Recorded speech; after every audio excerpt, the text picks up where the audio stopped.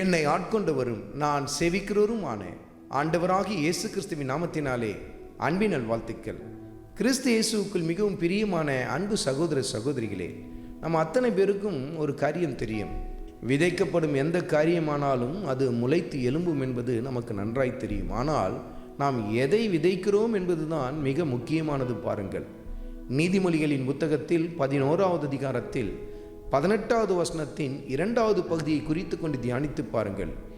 நீதியை விதைக்கிறவனோ மெய் பலனை பெறுவான் என்று சொல்லி கர்த்தருடைய ஆவியானவர் எழுதி வைத்திருக்கிறதை நாம் பார்க்க முடியும். நீதியை விதைக்கிறவர்கள் எதை பெற்றுக்கொள்வார்கள்?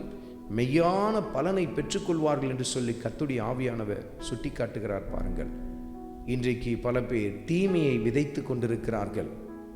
கோபத்தையும் மூர்க்கத்தையும் கசப்புணர்ச்சியும் தங்கள் வாழ்க்கையில் விதைத்து கொண்டிருக்கிறார்கள். மற்றவர்களுக்குள் விதைத்து கொண்டிருக்கிறார்கள். தங்கள் குடும்பத்தில் விதைத்து கொண்டிருக்கிறார்கள். இன்னும் சில பேர் மண்ணுக்குரிய காரியத்தையே விதைத்து கொண்டிருக்கிறார்கள். பண ஆசை அவர்களுக்குள் நிறைந்து காணப்படும். அதுதான் அவருடைய வாழ்க்கையில் விதையாய் விழுந்து கொண்டே இருக்கும்.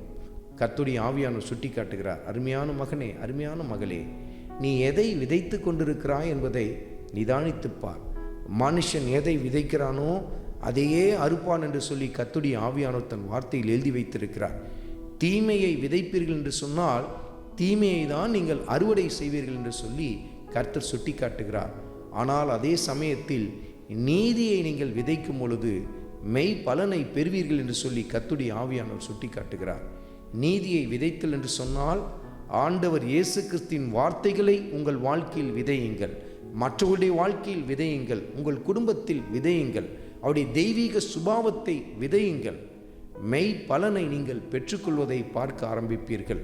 அது நித்தியத்துக்குரியதாய் காணப்படுகிறது என்று சொல்லி கர்த்தருடைய ஆவியானவர் சுட்டி காட்டுகிறார். மண்ணுக்குரியதை அல்ல, மேலானதை உங்கள் வாழ்க்கையில் விதையுங்கள் என்று சொல்லி கர்த்தருடைய ஆவியானவர் உங்களோடு கூட இடைபடுகிறார். ஆண்டவராகிய இயேசு கிறிஸ்துவின் கிருபை உங்கள் அனைவரோடும் கூட இருப்பதாக. ஆமென்.